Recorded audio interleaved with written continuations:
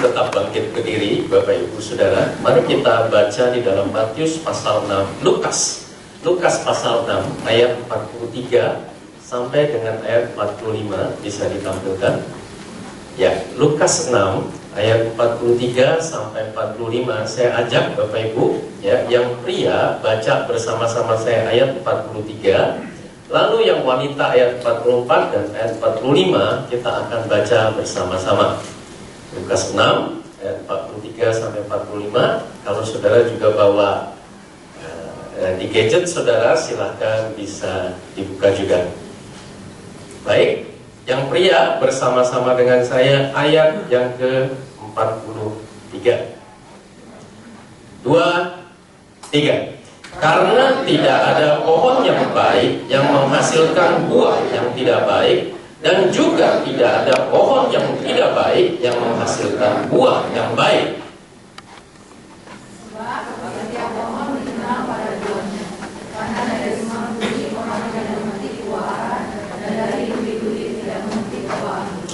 Orang yang baik mengeluarkan barang yang baik dari perbendaharaan hatinya yang baik, dan orang yang jahat mengeluarkan barang yang jahat dari perbendaharaannya yang jahat.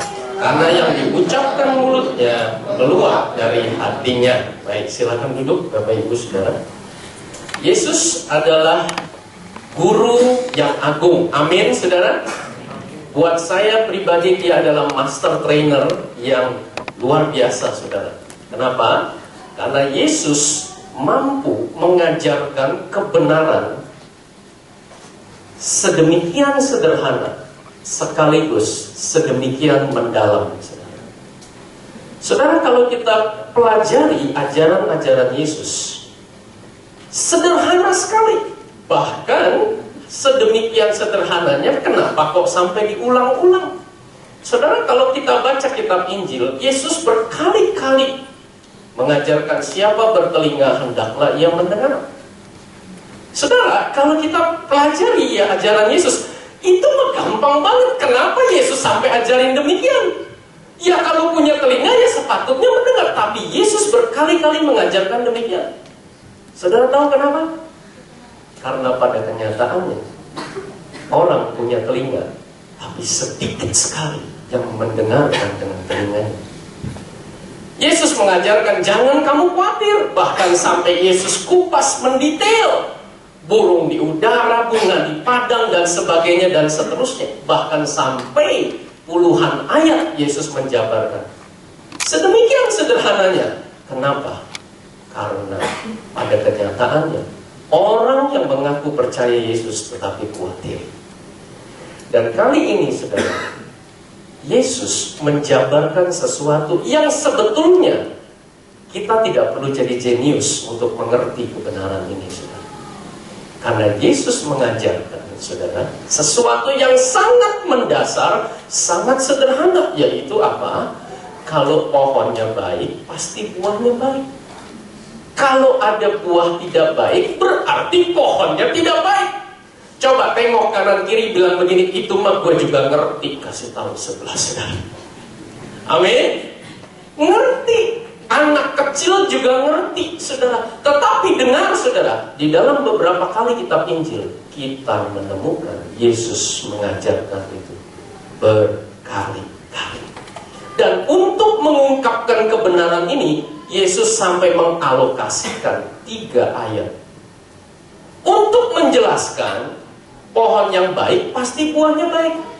Pohon tidak baik, pasti buahnya tidak baik. Nah, sekarang pertanyaannya, kenapa Yesus mengajarkan sampai demikian?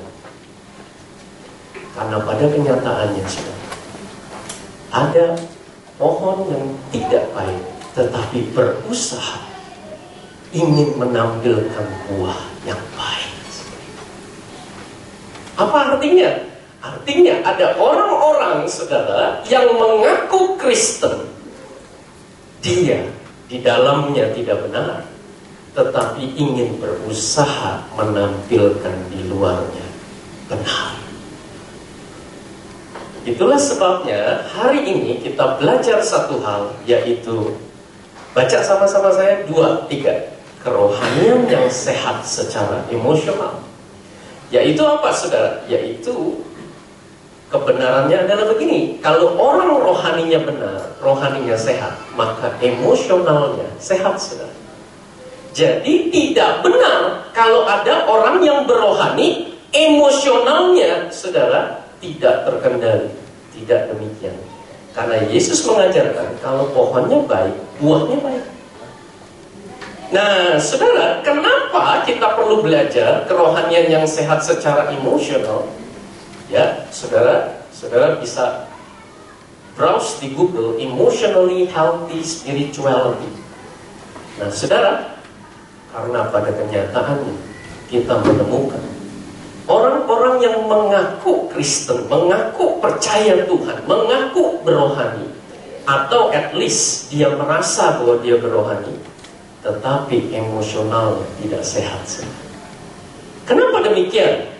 Karena rohaninya tidak seimbang.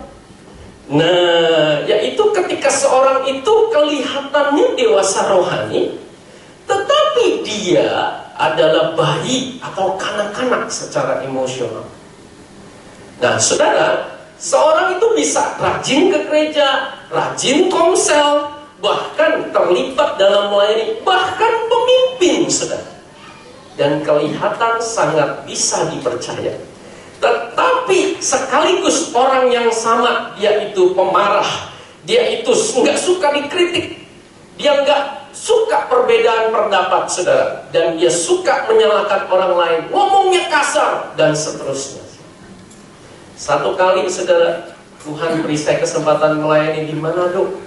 Setelah landing dari bandara, saudara, saya dijemput, mau perjalanan ke hotel. Kita lewat satu gereja besar, saudara. Dan dari gereja itu keluar rombongan, saudara. Dan ya, jadi rupanya ada ya ajudan-ajudannya dulu. Nah, di belakangnya ini mobil mewah, saudara. Wah, ini kelihatannya bukan orang biasa, saudara. Nah, dari gereja itu keluar, rupanya kita lagi nebak-nebak, oh ini mungkin mau pelayanan ke gereja yang berikutnya, saudara. Dan saudara tahu apa yang terjadi? Kelihatannya mau buru-buru, mau cepat-cepat, saudara. Nah, kita persis di belakangnya, saudara. Jadi mobil kita, saya lihat persis apa yang ada di depan ini. Dan rupanya, saudara, apa yang terjadi? Ada ibu-ibu kumpulan nyebrang, saudara. Ya, dan dari pakaian ibu-ibu itu, saudara, saya tahu mereka bukan Kristen. Ya, saudara. Dan nyebrang karena banyak ibu-ibunya, saudara. Ini mobilnya tring. Jadi nggak sabar gitu, saudara. Dan saudara tahu apa yang terjadi? Ini terjadi di depan kita, saudara. Kita di dalam mobil, cuma dipisahkan oleh kaca. Ini dari dalam mobil mewah itu, saudara. Keluar satu orang bapak, badannya tinggi besar, pakai dasi, jas lengkap, ada bunga di sini. Jadi kita tahu bahwa orang ini bukan orang biasa, bukan jemaat, bukan ya, tapi pemimpin, saudara. Saudara tahu apa yang terjadi? Dia maki-maki itu ibu-ibu semua. Bahkan, saudara, karena kita dekat sekali, dia kutuk itu ibu-ibu, saudara. Dia hina itu ibu-ibu, saudara. Dia lost control, saudara. Dan waktu itu terjadi, saudara, kita sampai risih yang di dalam mobil, saudara. Kenapa? Karena kita juga Kristen, saudara. Dan waktu kita pandang-pandangkan, saudara, kita yang di dalam mobil, jangan-jangan kita nggak sadar kita juga pernah berlaku kayak begitu. Nah, saudara sekalian, hari ini saya mau ajak untuk kita melihat ke dalam, saudara. Mari saya mau ajak kita cek diri kita sendiri. Ada sepasang suami istri bernama Peter and Gary Scazzero. Mereka mengabdikan hidup mereka sekian belas tahun untuk menyelidiki hal ini, saudara. Mereka melakukan riset dan mereka menemukan hasil risetnya, yaitu bahwa ternyata orang Kristen yang ada di permukaan, yang kelihatan, itu cuma 10%. Yang 90% yang paling menentukan itu nggak kelihatan, ada di dalam. Makanya dikasih gambaran seperti gunung es di laut, saudara. Dan mereka menemukan, berdasarkan hasil riset mereka, adalah demikian. Kejatuhan orang Kristen dengan cara hidup yang tidak konsisten, karena motif-motif dan kekuatan di bawah permukaan hidup kita yang tidak kita perhatikan. Saudara, betapa banyak orang-orang Kristen, pelayan Tuhan, bahkan para pemimpin Kristen jatuh.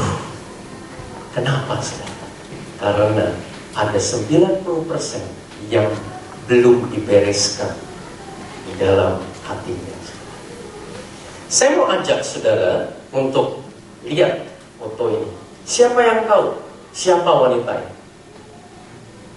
Ya, betul saudara. Namanya adalah Marion Jones. Seorang Kristen, atau lebih tepat dia mengaku dirinya Kristen. Siapa dia? Dia adalah seorang atlet kelas dunia, peraih medali emas Olimpiade Sydney tahun 2000 dan berbagai prestasi lainnya. Saudara, apa yang terjadi? Sejak dia masih muda, waktu SMA, dia tuh sudah dituduh dia pemakai narkoba, saudara. Tetapi lihainya dia bisa selalu menghindar dan lolos. Kok pakai narkoba di tes urin kok bisa negatif ya? Nah itu gimana caranya? Dan dia selalu, mana buktinya? Gak ada buktinya, saya bukan pemakai narkoba. Dan dia menyangkal. Dan gak berhenti sampai di situ, saudara. Apa yang terjadi? Ya, dia menikah dengan suaminya, namanya si J. Hunter. Rupanya suaminya gak segesit dia, saudara. Suaminya juga pemakai narkoba, tapi ketahuan, saudara. Karena terbukti urinnya positif. Dan saudara tahu apa yang terjadi? Saudara, ini kisah nyata, saudara. Dia menceraikan suaminya dengan alasan suami yang laknat, saudara. Dia bilang begini, karena suaminya pemakai narkoba mencemarkan nama baiknya sebagai atlet kelas dunia. Dan dia nggak rela punya suami yang demikian. Dan dia merasa ternoda oleh suami. Dan saudara tahu apa yang terjadi? Dia terus-menerus menyangkali bahwa dia itu pemakai narkoba. Sampai akhirnya, saudara, belasan tahun kemudian sejak dia menerima tuduhan pertama, dia nggak bisa menghindar lagi. Ya, saya pemakai narkoba dari saya SMA. Jadi rupanya belasan tahun dia hidup pakai topeng. Coba tengok kanan kiri.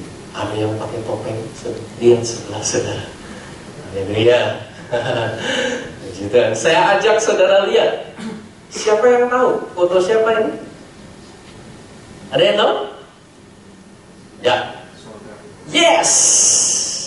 Seorang hamba Tuhan kelas dunia. Namanya adalah Ted Haggard. Beliau ini Tuhan pakai, saudara. Kalau dia khotbah, yang dengar bukan lagi ribuan, puluhan ribu, ratusan ribu. Yang dengar jutaan orang. Kenapa? Karena dia khotbah di stasiun televisi internasional. Dan saudara, betapa Tuhan pakai dia luar biasa. Dan kita pernah undang beliau, saudara, hadir di dalam momen besar kita waktu itu di Istora Senayan. Pesan-pesannya adalah pesan-pesan damai, kasih, dan firman Tuhan yang disampaikan. Tetapi saudara tahu apa yang terjadi? Bertahun-tahun dia itu dicurigai sebagai LGBT. Waktu itu belum ada istilah LGBT, saudara. Lesbian, gay, bisexual, dan transgender. Nah, dia dituduh sebagai homoseks. Tapi dia menyangkali terus-menerus sampai akhirnya, saudara, sampai satu titik. Akhirnya dia nggak bisa menghindar, saudara. Dan ketika dia sudah ketahuan dan tertangkap basah dari atas mimbar gerejanya, saudara, mantan pastor Ted Haggard ini mengakui bahwa tuduhan terhadapnya itu benar. Dan dia ngomong apa, saudara? Saya kutip. Faktanya adalah saya bersalah dalam integritas seksual. Saya adalah seorang penipu dan pendusta. Ada satu bagian dari hidup saya yang begitu menjijikan dan gelap yang sudah saya tutupi sepanjang hidup saya. Saya ajak saudara lihat. Siapa yang tahu foto siapa ini? Saudara, Sekali lagi saudara, ini bukan dongeng. It's real. Namanya adalah Father Ray Mossholder. Siapa beliau?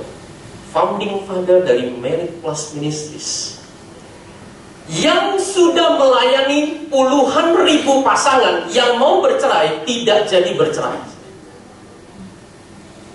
Dan kita menemukan satu fakta, bahwa setelah 42 tahun menikah, dia sendiri bercerai.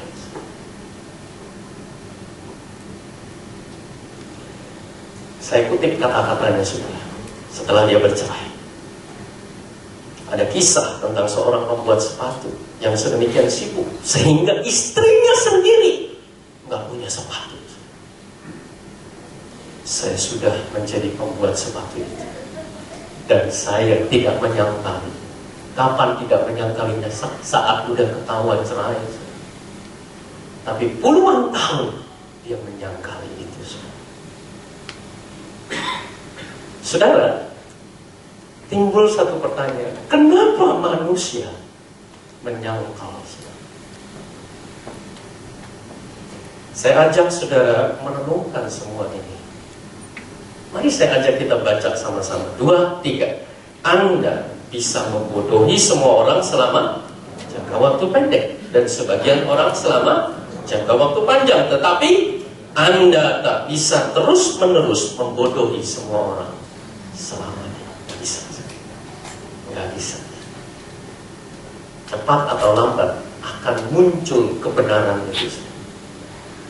Saudara, dan Abraham Lincoln melanjutkan begini, tetapi Anda bisa terus-menerus membodohi diri Anda sendiri di hadapan semua orang selama-lamanya sampai mati.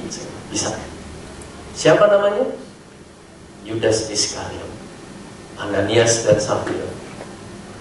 Dan selanjutnya yang kita bisa temukan di Alkitab, Saul.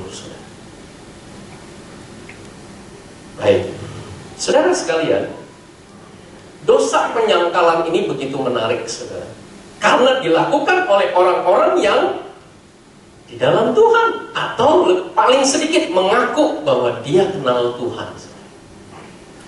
Saya baca satu buku tulisan Richard Tetlow, saudara. Tetlow mengupas dosa penyangkalan ini sedemikian akurat dan mendalam, saudara.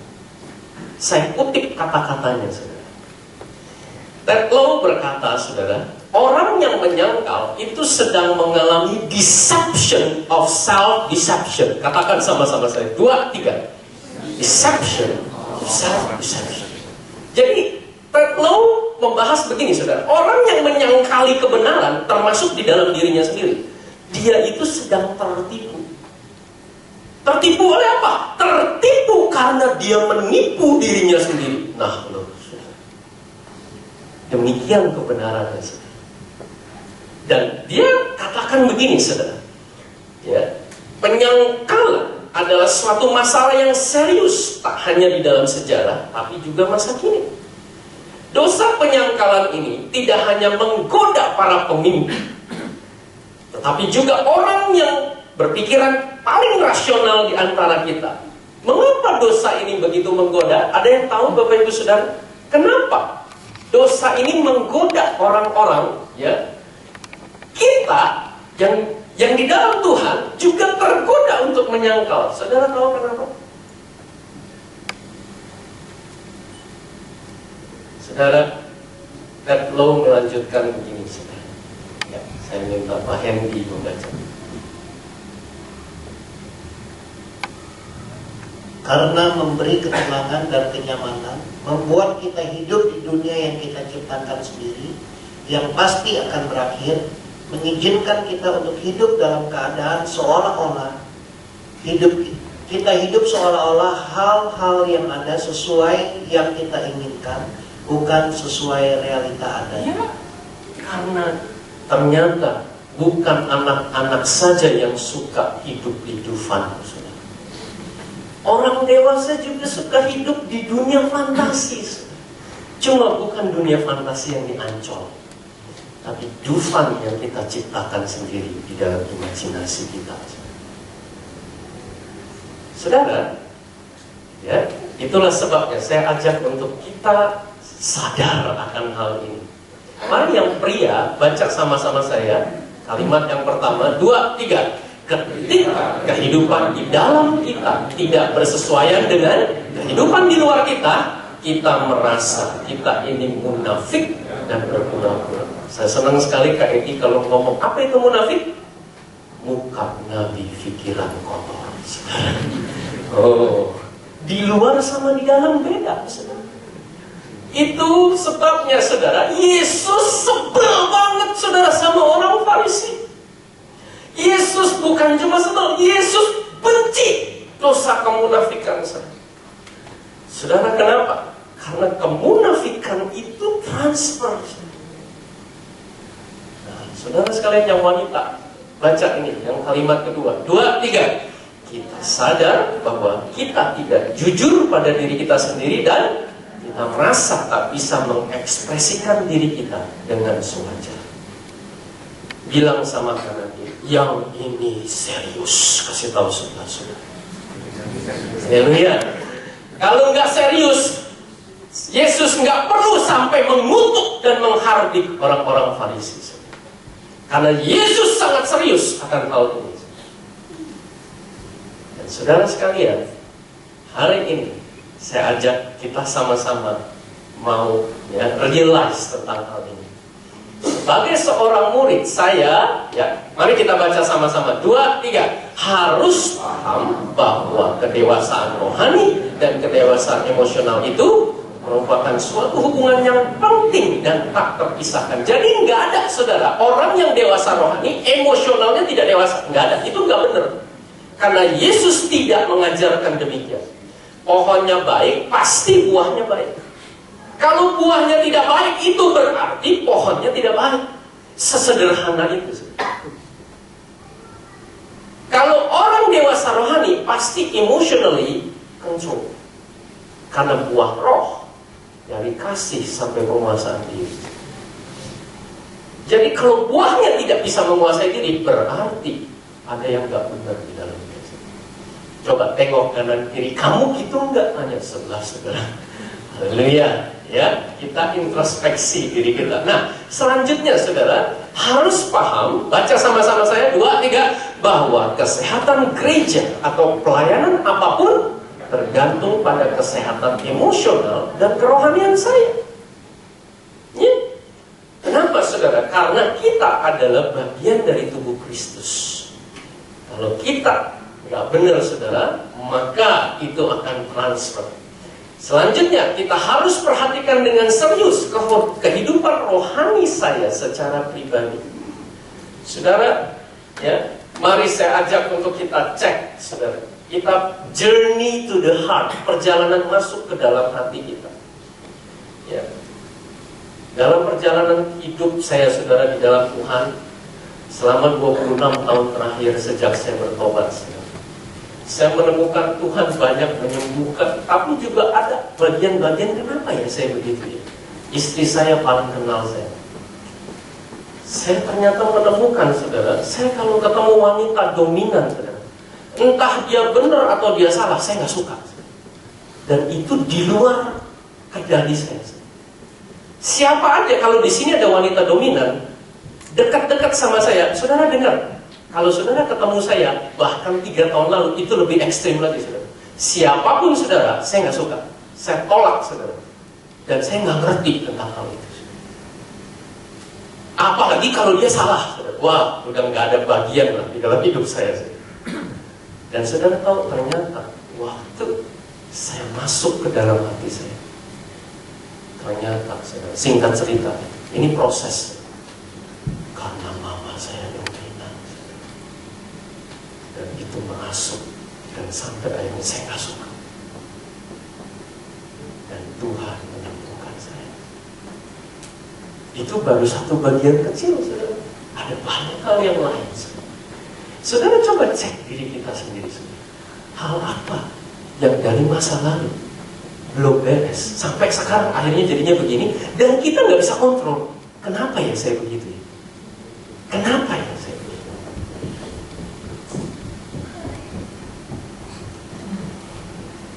Itulah sebabnya saudara, mari kita cek diri kita. Ada 10 gejala kerohanian yang tidak sehat yang diungkapkan oleh riset Peter and Gary Scazzero. Waktu kita bahas ini, saya ajak untuk kita introspeksi, kita tanya diri kita masing-masing. Kita bahas dengan cepat. Yang pertama, baca sama-sama saya. 2, 3. Memakai Allah untuk lari dari Allah. Using God to run from God.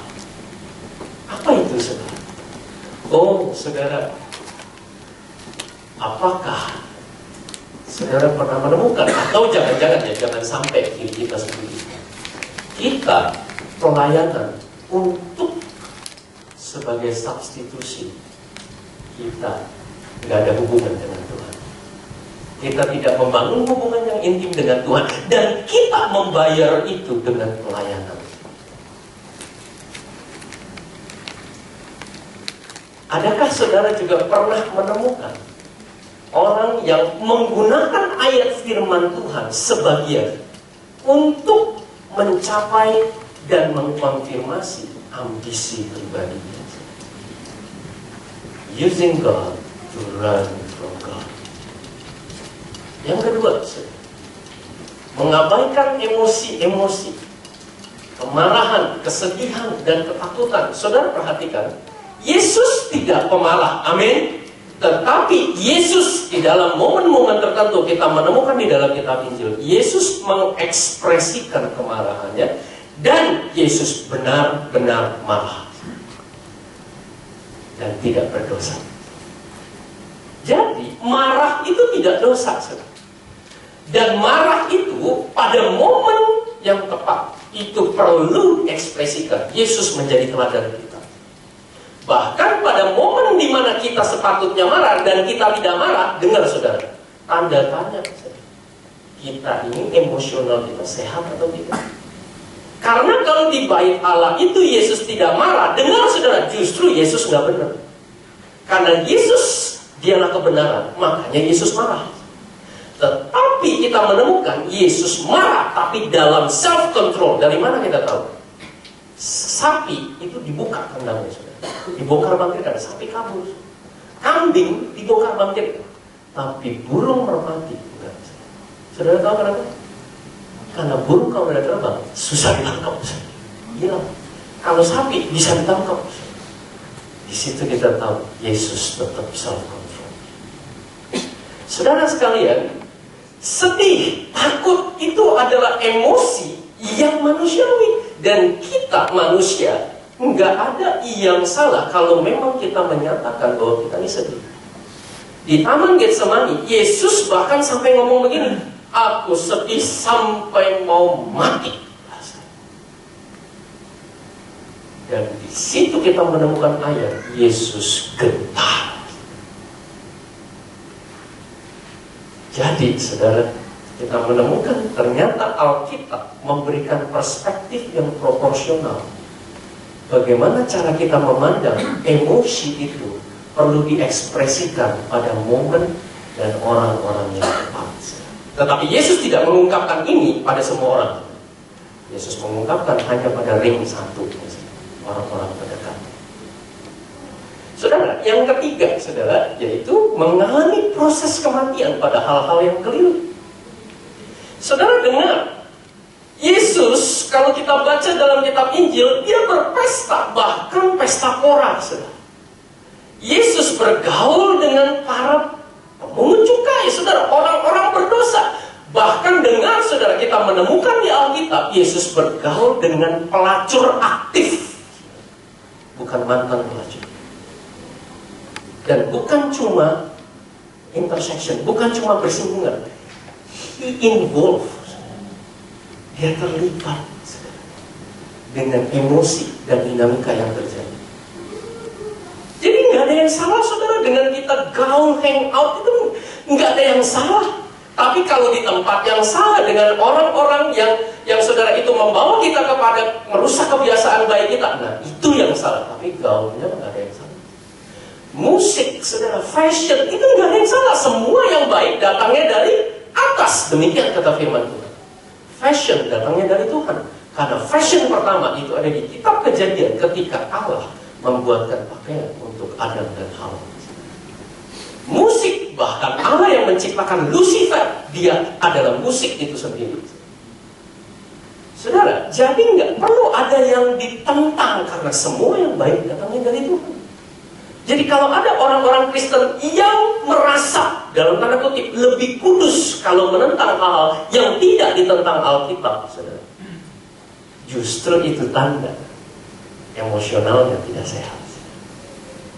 Karena dengan demikian dia cenderung berusaha membuktikan sesuatu yang sebetulnya tidak perlu dibuktikan. Yang keempat, saudara, menyangkali pengaruh yang kuat dari masa lalu pada masa ini. Saudara, kita lihat, saudara, di Alkitab betapa masa lalu pahlawan-pahlawan Tuhan itu berpengaruh sampai akhirnya pada masa di mana Tuhan pakai dia. Saudara tahu kenapa Tuhan pakai Musa untuk Tuhan pilih Musa untuk membebaskan bangsa Israel keluar dari Mesir? Karena Musa dari kecil sudah Tuhan persiapkan gaulannya di dalam istana sama Fir'aun, saudara.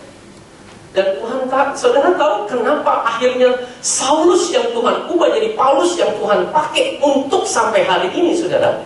Kita dipengaruhi oleh tulisan-tulisannya di dalam kitab Perjanjian Baru. Tuhan pakai dia melalui Roh Kudus dan tangan Paulus mengungkapkan kebenaran firman Tuhan. Karena Saulus itu adalah orang jenius, scholar, saudara, orang pintar, saudara. Sejak dia masih namanya Saulus. Jadi, saudara, masa lalu kita, kalau firman Tuhan berkata yang lama sudah berlalu, itu benar, saudara. Tetapi, saudara dengar, itu jadi bagian yang Tuhan pakai sampai dengan hari ini. Yang kelima, saudara, memisahkan kehidupan menjadi yang ini sekuler, yang ini rohani. Dengar, saudara, itu berarti Anda otentik. Orang itu mendua hati, saudara. Orang itu enggak otentik.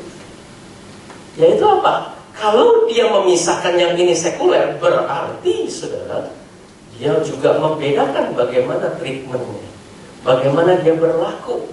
Kalau di dunia sekuler, bagaimana dia berlaku kalau di dunia rohani. Sedangkan firman Tuhan berkata, jika kita hidup untuk Tuhan. Kita mati untuk Tuhan.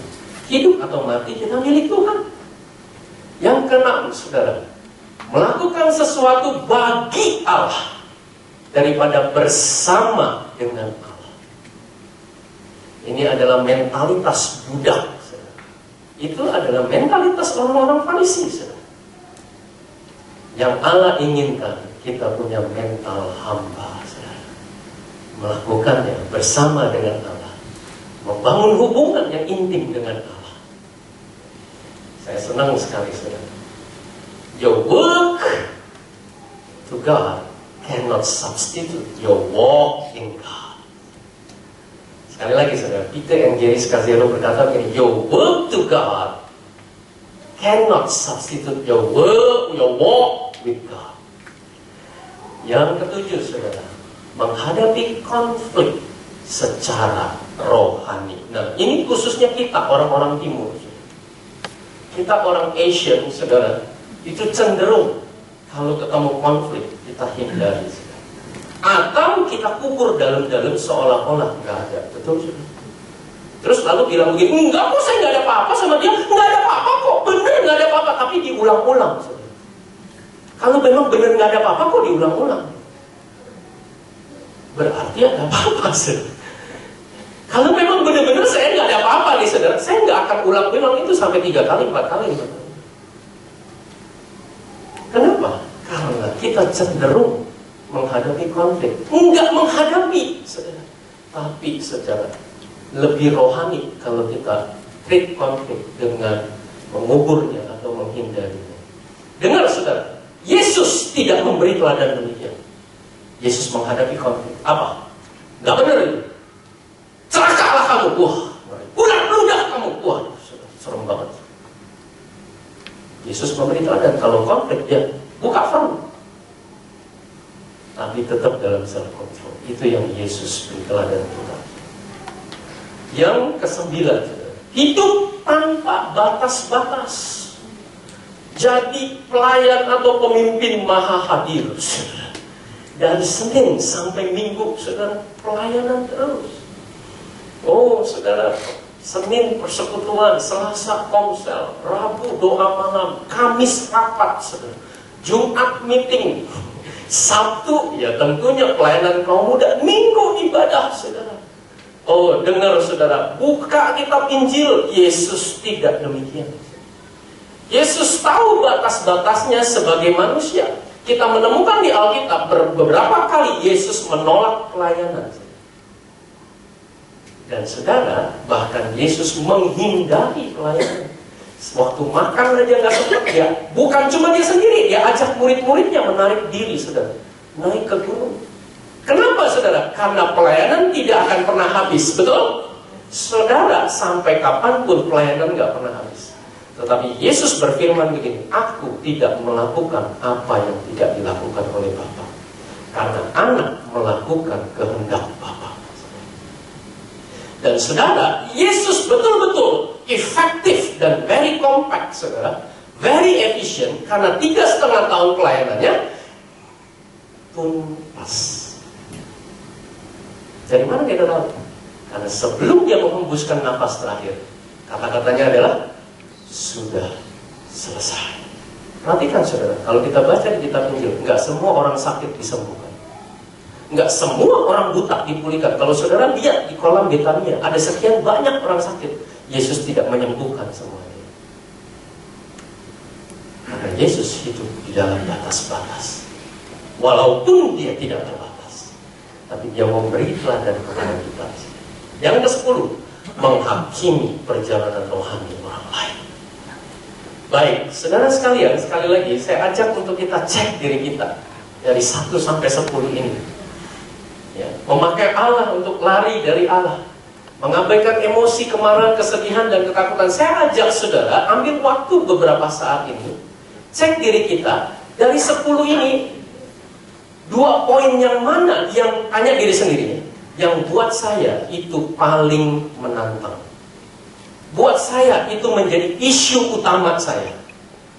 Ya, saya ajak setiap kita cek diri sendiri.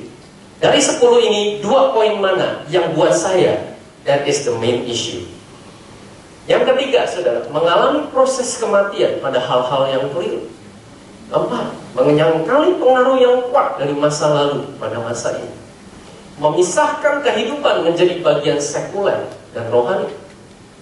6, melakukan sesuatu bagi Allah daripada bersama dengan Allah. 7, menghadapi konflik secara rohani. 8, menutupi keretakan, kelemahan, dan kegagalan. 9, hidup tanpa batas-batas. Dan 10, menghakimi perjalanan rohani orang-orang lain. Boleh saya ajak saudara ambil waktu setengah 1 menit ini. Coba saudara berdua dengan sebelah saudara share dengan cepat aja, gantian 2 poin apa yang buat saya jadi main issue. 2, 3, mulai. Silakan.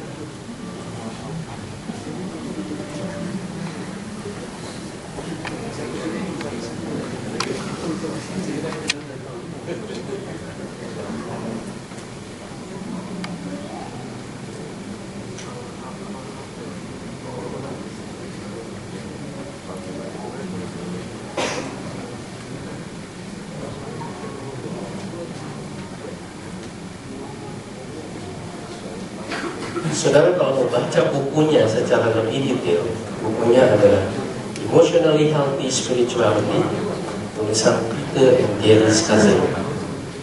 Apa yang kita bahas dalam tempo kurang lebih 45 menit ini hanyalah intisari sebagian daripada kebenaran yang diriset oleh sepasang suami istri.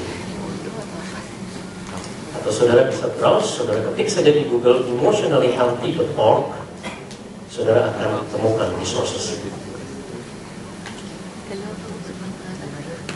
Baik, saudara. Ya, puji Tuhan. Ya.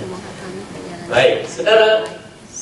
Lalu sekarang pertanyaannya, so what? Kalau demikian kenyataannya, Saudara, Yesus memberikan solusinya di ayat selanjutnya, saudara. Dan kalau kita baca solusi Yesus, intinya apa, saudara? Intinya adalah, baca sama-sama saya, 2, 3. Back to basics. Dengar, saudara, ini bukan ajaran manusia, ini ajaran Yesus, saudara. Kembali kepada hal-hal yang mendasar. Mari saya ajak kita baca sama-sama. Ayat 46 sampai 49. Yang pria 46 dan 48, wanita ayat 47, ayat 49 kita baca sama-sama. Mulai yang pria, 2, 3. Mengapa kamu berseru kepadaku, Tuhan, Tuhan, padahal kamu tidak melakukan apa yang aku katakan? Setiap orang yang datang kepadaku, menyatakan kepadamu dengan siapa ia dapat disembuhkan. ia sama dengan seorang yang mendirikan rumah. Orang itu menggali dalam-dalam dan meletakkan dasarnya di atas batu. Ketika datang air bah dan banjir melanda rumah itu tidak dapat digoyahkan karena rumah itu kokoh dibangun. Sama-sama. Akan tetapi, barang siapa mendengar perkataanku tetapi tidak melakukannya, ia sama dengan seorang yang mendirikan rumah di atas tanah tanpa dasar. Ketika banjir melandanya, rumah itu segera rubuh dan hebatlah kerusakannya. Saudara, Yesus mengajarkan, saudara, kekristenan yang benar dibangun di atas dasar yang teguh. Katakan sama-sama saya, dasar yang teguh. 2, 3. Amin. Demikian ajaran Yesus, saudara. Dan saudara, tetapi kita menemukan nggak banyak orang interest terhadap hal-hal yang basic. Kalau saya tampilkan foto ini, saudara pasti ingat satu nama. Siapa? Yes, Michael Jordan.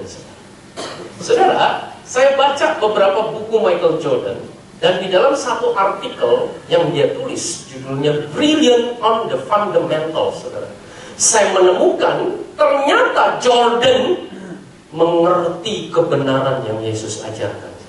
Bahkan Jordan mampu mengungkapkan dengan kata-katanya sendiri yang sedemikian inspiring, saudara. Saya kutip kata-katanya, saudara. Dan waktu saya baca ini, saudara, saya bilang, ini Jordan ngerti ajaran Yesus. Back to basics. Yes, Jordan berkata begini, saudara. Oh, tolong. Tetapi ketika Anda keropos, tepat ketika Anda keropos dalam hal-hal fundamental, struktur hidup Anda akan runtuh. Hal-hal fundamental sungguh merupakan batu lompatan atau prinsip yang membuat segala sesuatunya berlangsung. Saya tak peduli apa yang sedang Anda lakukan atau apa yang Anda sedang ingin capai, Anda tidak bisa melewatkan hal-hal fundamental jika Anda ingin menjadi yang terbaik. Saudara, Michael Jordan berkata begini, kenapa dia tulis artikel ini? Karena, saudara tahu, Michael Jordan fansnya yang dia tahu itu puluhan juta. Yang dia nggak tahu berapa ratus juta lagi. Dan dari sekian banyak itu, sekian ratus ribu itu datang kepada dia. Saudara tahu nggak? Pertanyaan paling favorit fans-fansnya kepada Jordan apa? Saudara tahu? Nah, saudara, gimana caranya bisa lakukan slam dunk? Saudara tahu apa yang menjadi ikonnya Jordan? Yaitu slam dunk. Saudara tahu? Jordan terkenal sepanjang sejarah. Dia sampai hari ini adalah pebasket legendaris dan gak ada bandingannya. Ingat, Maradona masih ada bandingan Pele. Muhammad Ali masih ada bandingan Mike Tyson. Basket gak ada bandingannya Jordan. Different caliber. Dan saudara, kenapa dia gak ada bandingannya? Karena Jordan bisa slam dunk 5 detik. 1, 2, 3, 4, 5 di udara. Ajaib, saudara. Makanya dia dijulukin siapa? Flying Jordan. Itu mah bukan lompat, itu terbang. Dia bisa bukan cuma terbang, saudara. Dia bisa menari di udara, saudara. Dengan bolanya. Wih, ajaib. Orang itu terpesona, saudara. Itu kayak disihir, saudara. Kok bisa? Dan itulah sebabnya semua fansnya kalau datang ke dia nanya, gimana caranya slam dunk kayak begitu? Saudara, Jordan jawab sama para fansnya, tapi para fansnya kecewa. Saudara tahu kenapa para fansnya kecewa? Karena Jordan jawabnya begini, kalau kamu mau kayak begitu, kamu mesti melakukan apa yang saya lakukan. Oke, kita mau lakukan apa yang kamu lakukan? Saudara tahu Jordan jawab apa? Kamu mesti dribble selama 12 jam satu hari. Saudara tahu nggak apa itu dribble? Dribble adalah, saudara, gerakan paling mendasar dalam bola basket. Yaitu apa? Memantulkan bola basket ke lantai. Dan waktu Jordan jelaskan, kamu mesti dribble kayak saya 12 jam sehari, mereka kecewa. Ya dribble dong, dribble mah gua juga bisa, saudara. Tapi saudara, Jordan dribble 12 jam. Saudara tahu nggak 12 jam artinya apa? Waktu sadar kita tuh 24,8, saudara. Itu cuma 16. Artinya lebih dari 60%, lebih dari 70% waktu sadar Jordan itu dribble. Artinya dia tangan kanan nyendok makan, tangan kiri dribble. Artinya dia tangan kanan pegang ngetik, ya, buka email, saudara, tangan kiri dribble. Artinya, saudara, dia mau ke kamar mandi, saudara, sampai di depan pintu baru dia lepas dia mandi, keluar dia dribble lagi, saudara. Saudara tahu? Dan semua orang waktu dengar begitu, jadi begitu doang. Mereka nggak mau, saudara. Dribble mah gue juga bisa. Tapi saudara, yang Jordan katakan, yang mereka nggak tahu adalah begini. Yang mereka mau dengar adalah hal-hal yang fantastis, bukan hal yang otentik, yang real. Kenapa? Karena Jordan berkata, kalau kamu melakukan apa yang saya lakukan, kamu akan sampai pada satu titik di mana dribble, kamu mendribble sampai kamu tidak merasa kamu mendribble. Nah, loh, apa itu maksudnya? Dribble, you dribble until you don't feel that you are dribbling. Kenapa? Sampai Jordan bilang, itu bola sama telapak tangan saya ada magnet, nggak akan kemana-mana itu. Kamu mau gaya apapun, mau sambil lakukan apapun, bola nggak akan kemana-mana. Kalau kamu sudah sampai pada titik itu, slam dunk is just a matter of time. Itu kebenaran yang banyak orang nggak ngerti. Oh, saudara, Jordan melanjutkan begini, saudara. Ya, silakan Pak. Tetapi beberapa orang tidak mau berurusan dengan hal-hal fundamental. Mereka sedang mencari kepuasan instan, maka mereka melewatkan beberapa langkah. Anda bisa saja melewatkan hal-hal fundamental pada tahap awal, tetapi pada akhirnya hal-hal itu pasti akan menangkap Anda. Jordan berkata, you can skip the fundamentals, but at the end, the fundamentals must be catchy if you skip the fundamentals. Jadi saudara, fundamental itu, saudara, sedemikian esensi. Ketika saya dengar dari Henry, fokus kita di esensial, saya bilang saya confirm, because we cannot skip the fundamentals. Dan Jordan melanjutkan, saudara, orang-orang tuh nggak tertarik sama hal yang fundamental. Saudara tahu kenapa? Karena orang-orang maunya instan, saudara. Dan saya baca buku tulisan Stephen Bertman, saudara, dalam bukunya Hyperculture. Di situ dijelaskan, saudara, ya, orang-orang pada masa ini, ya, setelah tahun 2000, saudara, kita tuh cenderung maunya yang instan-instan, betul, saudara?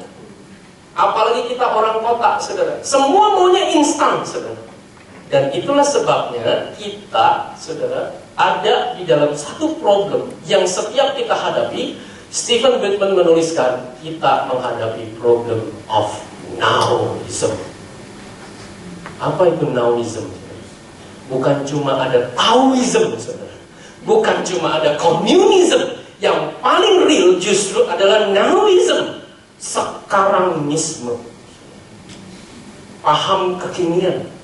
Apa itu nowism? Semua orang hadapi, saudara. Nowism adalah job must be done today. Things must be bought now. Response time must be immediate.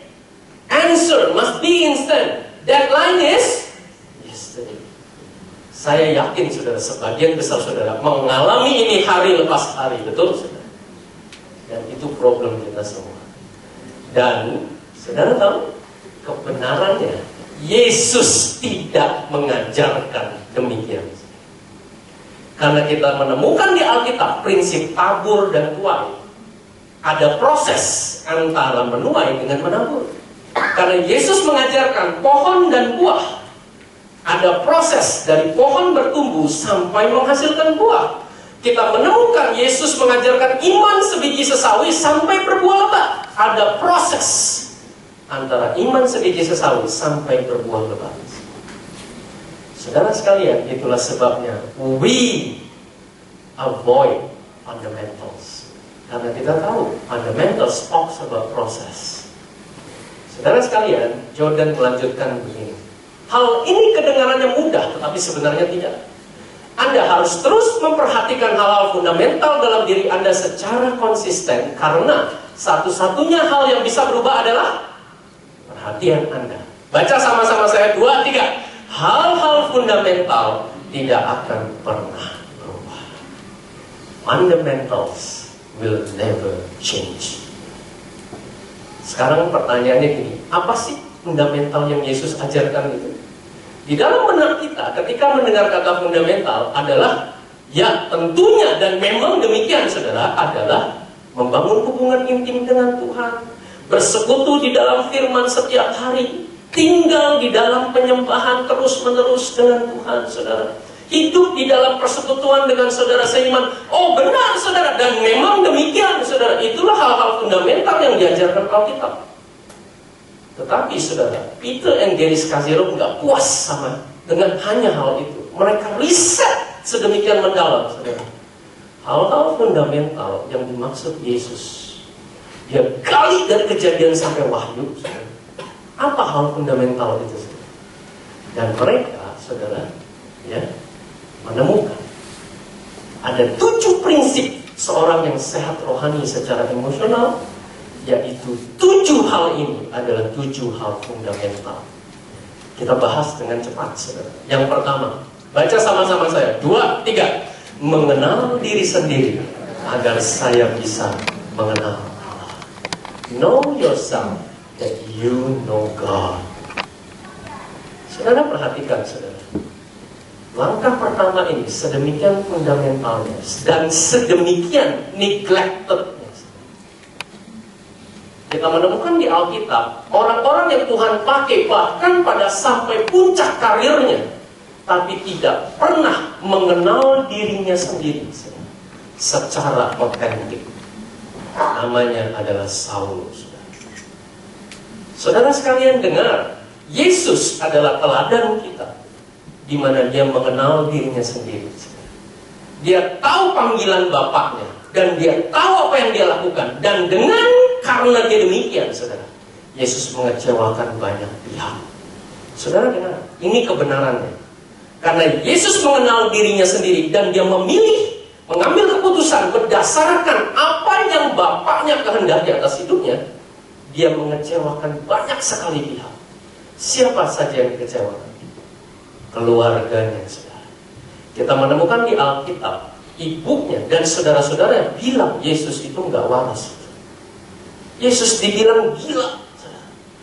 Saudara, murid-muridnya dikecewakan oleh Yesus karena murid-muridnya punya imajinasi Mesias datang dengan kemuliaan dan keperkasaan, bukan menjadi seorang pesakitan yang gagal naik ke atas Golgota dan digantung di sana. Itulah sebabnya murid-murid yang meninggalkan dia. Oh saudara, orang-orang di sekitar Yesus di Nazaret, Yesus mau dilempar dari atas jurang, saudara. Saudara, tokoh-tokoh agama pada zaman Yesus, mereka membenci Yesus dan bahkan benar-benar mengeksekusi Yesus sampai dihukum mati di Golgota.